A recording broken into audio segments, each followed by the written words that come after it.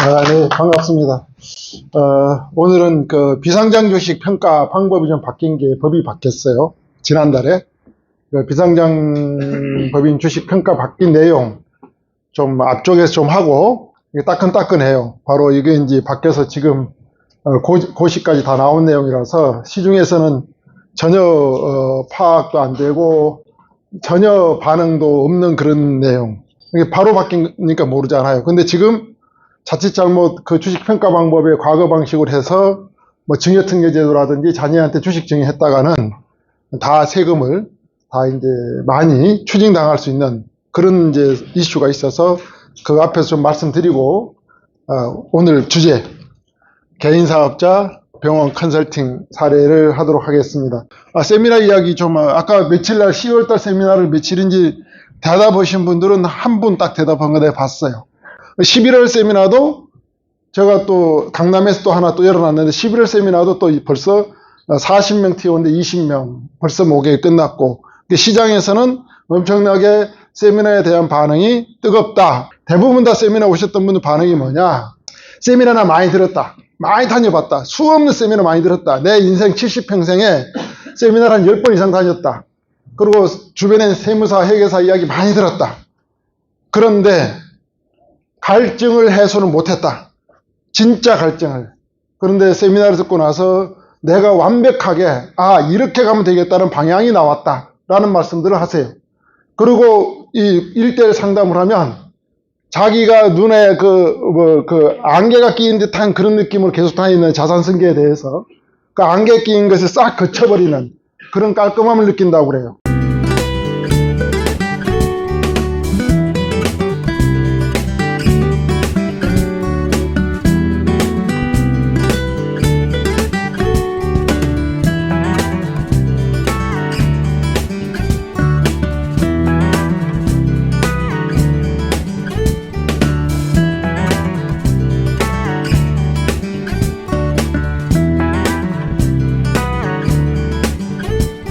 법이 좀 바뀐 내용들 가지고 이제 하도록 하겠습니다. 비상장 주식 가치 평가 방법이 약간 좀 변화가 온 것 같아요. 비상장 주식 가치 평가가 왜 중요하냐면, 상장법인은 시가를 알 수가 있잖아요. 그죠? 상장물 시가를 알 수가 있는데 비상장법인은 시가를 알 수가 없습니다. 왜냐하면 거래 빈도가 낮기 때문에. 세금을 부과하려고 그러면 국가에서는 세금을 부과하려면 가표가 결정돼야 되거든요. 이 가표를 결정하는 방법을 이제 제시해 놨습니다. 상속세 및 증여세법에. 시가를 알 수 없는 것에 대해서는 이제 비상장 주식 가치 평가에 관한 내용에 따라서 평가하라 이렇게 되어 있습니다. 그 내용을 좀 들여다보면 크게 보면 이제 손익가치라는 게 있죠. 손익. 여러분, 손익가치가 뭐죠? 3년치 이익, 소득액. 그건 이제 단기순이익상 소득액이 아니라 세무조정이 된 값 이후에 이제 값을 보고 소득액이라고 그러죠. 그래서 소득액은 단기순이익상 소득과 세무조정된 값의 소득은 완전히 차이가 많이 납니다. 지금 진행하는 것도 뭐 단기순이익상은 단기순이익이 15억이 났어요. 그래서 우리가 탁상으로 평가하면 15억 플러스를 해서 평가하니까 주가가 아주 고평가가 나와요. 실질적으로 제가 자료를 받아서 세무조정된 값으로 치환을 해서 넣어봤더니 15억 이익이 아니라 마이너스 32억이에요. 왜 그런 현상이 나오냐면 입금 조정하는 부분이 있기 때문에. 그런데 마이너스 32억이면 지금 주가가 고가입니까 저가입니까? 예를 들면 다들 와서 뭐라고 이야기했냐면 15억 이익이 나왔으니까 지금 주가가 고평가되어 있으니까 지금 하면 안 됩니다 라고 이야기했단 말이죠. 그럼 내년에 합시다 라고 했어요. 제가 그게 맞는지 안 맞는지 한번 봅시다 라고 했어요. 그 주식평가 자료를 받아봤더니 어떻게 됩니까? 마이너스라는 거예요. 마이너스. 이게 지금이 뭐냐? 앞으로 이 마이너스로 소득액이 갈 가능성이 없는 기업이에요. 지금이 바닥이라는 거죠. 이 대표는 지금 하는 게 내년에 해야 되겠다라고 생각하고 있었던 거예요. 지금 해야만이 세금이 대폭적으로 줄어든다라고 보시면 돼요. 그래서 이 순손익액이 어떤 흐름을 보이고 있는지가 매우 중요하다라고 보면 될 것 같아요. 3년치. 그래서 이게 이제 국세청에 제가 제출할 때 주식평가 시트예요. 보시면 이제 발행 주식 총수가 있죠. 6만 주를 가지고 3년간 벌어들인 소득의 일 나눈 금액이 46만 원이라는 그런 의미예요. 이게 손익가치가 나왔죠. 발행 주식 총수를 가지고 3년간 벌어들인 돈을 가지고 나눈 값이에요. 그럼 3년간 벌어들인 돈을 100% 적용하는 게 아니라 어떻게 한다고 그랬어요? 가중치를 둔다고 그랬죠? 가중치를 어떻게 둡니까? 직전 연도를 3, 2년 전을 2, 3년 전을 1을 줍니다. 주가에 가장 영향을 미치는 게 바로 직전 연도 소득액이 가장 영향을 많이 미친다라고 보시면 될 것 같습니다. 그렇게 나온 그 가중된 그 손익을 가지고 발행 주식 총수로 나누는 게 바로 손익액, 한 주당 평균 손익 가치다라고 보시면 되고요. 그럼 주가에 영향을 미치는 게 직전 연도 이익이 어떻게 되냐라가 매우 중요하다고 말씀드렸어요. 두 번째 이제 영향을 미치는 게 뭐냐? 자산 가치예요. 자산은 언제 거냐? 평가 기준, 오늘 기준이에요. 오늘 평가한다 그러면 오늘 자산 가격이 얼마냐? 그럼 자산이 어떻게 되냐면 자산에서 부채를 뺀 금액을 보고 순자산가액, 이 순자산가액을 가지고 발행주식 총수로 나눈 게 바로 이 자산가격이에요. 자산가격 30만 7천 원 이렇게 됐는데, 그럼 자산가격을 나눌 때 계산할 때 뭘로 계산합니까? 우리 기업이 공장이 있어요. 사옥이 있어요. 부동산이 있다는 게 유형자산이 있다는 거죠. 유형자산이 있을 경우에 옛날에 취득했을 때, 과거에 10년 전, 20년 전 취득했을 때 장부가액이 20억이에요. 그럼 지금은 시가가 많이 올랐겠죠? 공시지가도 많이 오르고 했겠죠? 근데 이 기업이 팔아보지도 않았고 한 번도 감정도 받아본 적이 없고, 왜냐하면 사업용 자산이니까 당연히 이 가격을 알 수 없다면 자산가격을 재무상태표 자산가격으로 볼 거냐에 관한 문제가 있는 거죠. 근데 그동안은 재무상태표의 자산가격과 공시가격과 두 개 중에 높은 가격으로 치환해서 자산가격을 정했단 말이죠. 그런데 이제는 어떻게 바뀌었냐? 무조건 과거에는 이게 이제 그 자산가격을 평가할 때, 순자산가격을 평가할 때 기준점이 장부가격과 공시가격 두 개 중에 높은 걸로 가는데, 외외적으로 부동산 과다법인에 대해서는 감정평가를 통해서 주식평가를 해야 된다라는 그런 내용이 있었어요. 그럼 부동산 과다법인이 뭐냐면, 자산에서 차지하는 부동산이 50%가 넘어가는 법인을 보고 부동산 과다법인이라고 그래요. 이 부동산 과다법인에 대해서는 감정평가 이슈가 있었던 거죠. 그런데 그게 지난달에 바뀌었습니다. 어떻게 바뀌었을까요? 알고 계시는 분. 부동산 과다법인이고 뭐고 필요 없어. 무조건 부동산에 대해서는 감정평가로 해. 라고 바뀐 겁니다. 그러게 어떻게 되는 거죠? 지금 현재 이제 기업들이 부동산을 보유하고 있다 그러면 자산 가치가 올라갑니까? 떨어집니까? 예, 매우 최소 주식 평가 금액이 자산이 있는 기업이라 그러면 최소 3배, 2배 이상은 주식 가격이 올라갈 수밖에 없다. 그럼 뭐가 올라갑니까? 상속세 및 증여세가 올라간다. 라고 보시면 돼요. 그게 이제 바뀐 내용인 겁니다. 그래서 그게 이제 고시까지 해서 시행이 지금 되고 있어요. 자, 이걸 보시면 이제 이 내용이에요. 순자산가액이 30만 7천 원 이 기업은 지금 부동산 가다법인이니까 아닙니까? 아니죠. 예, 그러니까 뭘로 했겠습니까? 공시지가로 평가를 했단 말이죠. 이제는 이걸 뭘로 가야 된다는 거예요? 이걸 감정가액으로 가면 30만 7천 원이 아니라 이게 60만 원으로 올라간다는 겁니다. 자, 60만 원 올라가면 자산가격이 2배 정도가 올라가죠. 그럼 가표가 올라가기 때문에 세금을 많이 낸다. 이걸 모르고 지금 뭐 증여특례제도로 한다라든지 뭐 이렇게 했을 때 세금 추징될 일이 많이 생길 것이다 라고 보시면 될 것 같습니다. 그러면 어떻게 해야 되냐? 이렇게 주식 평가 금액에 대해서는 이제 타이트하게 관련 법률들이 조에 들어오고 있는 상황이기 때문에 주가 평가 방법을 가지고 뭔가를 이제 하기는 어려워졌다는 거죠. 이제는 과거 불과 몇 달 전까지만 해도 부동산 가다법인일 경우에 부동산 가다법인이 아닌 걸로 조절을 해서 감정평가 이슈를 피해갈 수가 있었는데 이제는 그걸 못 피해간다는 거죠. 그럼 어떻게 해야 되냐?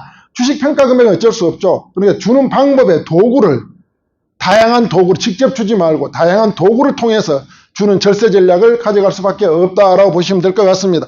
그래서 이 기업은 이제 30만 7천에 공시가격으로 했을 때 그래서 가중값을 주죠. 부동산 과다법인이다. 50%가 초과되면은 가중치를 자산가액을 60% 가져오고 손익가격을 40% 가져온다는 거죠. 그런데 부동산 가다법이냐 일반 법인이다. 50% 미만이다. 부동산이 그런 경우는 뭘 60% 가져와요? 손익가치를 60% 가져오고 자산가치를 40% 가져온다라고 보시면 돼요. 그럼 이 기업은 지금 손익가치가 높아요? 자산가치가 높아요? 손익가치가 46만 원, 자산가 30만 7천 원이죠. 이런 경우에 60%를 지금 현재 가져오는 게 46만 원, 손익가치를 60% 가지고 있죠. 그러니까 주가가 높게 평가되겠죠. 여기서 49%를 50.1로 만들어준다 그러면 어떻게 됩니까?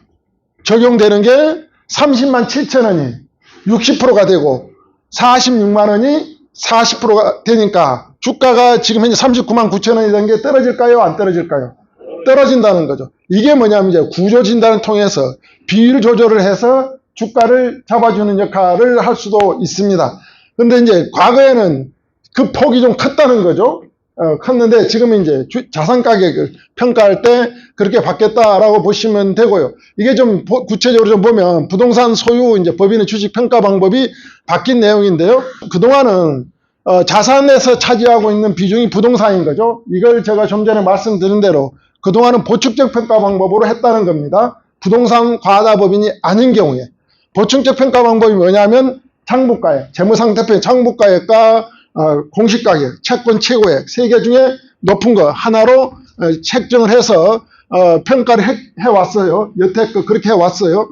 그런데 지금 이제 이게 뭘로 바뀌었냐? 감정평가 이슈가 등장했다는 겁니다. 이게 감정평가 대상으로 무조건 구분하지 않고 부동산 가다법이냐 일반법이냐 구분하지 않고 무조건 다 감정평가 대상으로 바뀌었다. 대표님들 입장에서는 상속세 및 증여세가 대폭적으로 늘어났다. 부동산이 있는 경우에.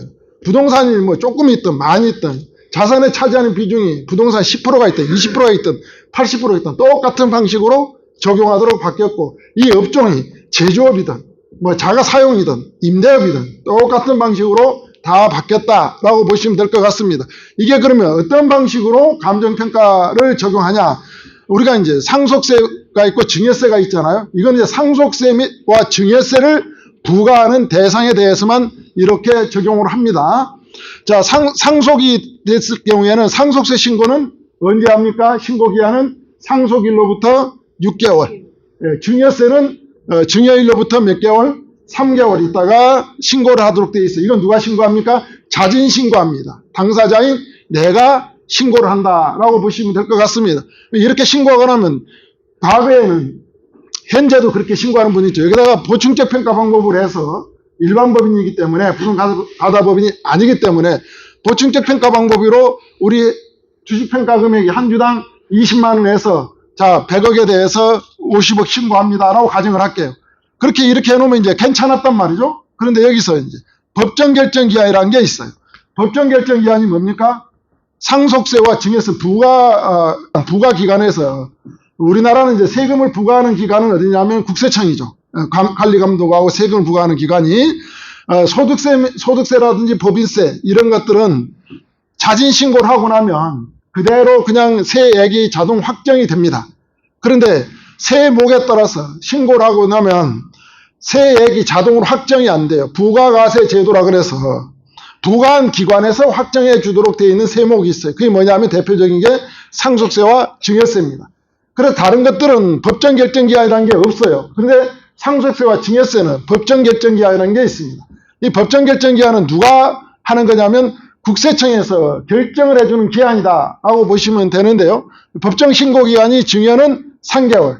그리고 나서 법정 결정 기한 확정을 해준 기간은 몇 개월이냐? 6개월 있다가 확정을 해준다. 내가 세금력이 증여세 10억입니다. 신고하면 자동으로 10억이 확정되는 게 아니라 6개월 이내에 이제 확정을 시켜준다. 상속세는 9개월 있다가 확정. 그래서 이런 말씀 많이 하죠.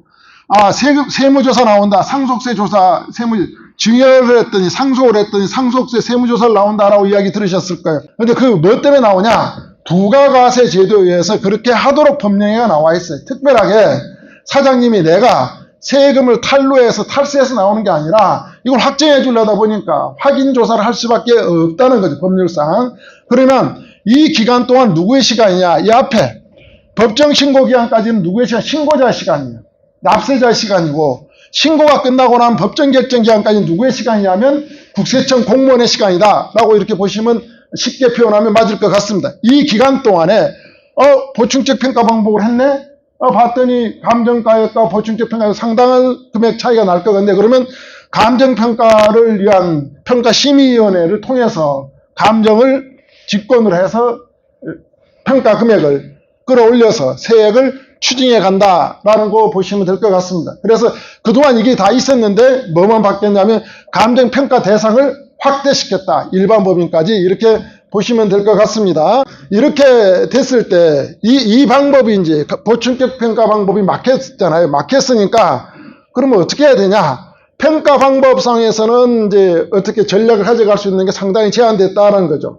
관련 법 테두리 내에서 합리적으로 자산승계 절세 전략을 잘 가져가야 되는데, 그래서 이제 더욱이 앞으로는 1대1로 증여, 상속하는 거는 상당히 이제 주의하셔야 된다. 무슨 말이냐? 아버지가 아들한테 증여하고 아버지가 아들한테 상속으로 가면 이제 세금을 줄일 수 있는 방법이 거의 사라졌다. 그럼 어떻게 해야 되냐? 직접 주는 게 아니라 이제 중간에 도구를 끼워서 도구를 활용해서 주는 방법으로 이제 가야 된다라고 보시면 될 것 같아요. 그 대표적인 도구가 뭐냐면 자녀법인을 활용한다라든지 뭐 여러 가지 이제 전략들을 구사해 볼 수가 있을 것 같습니다.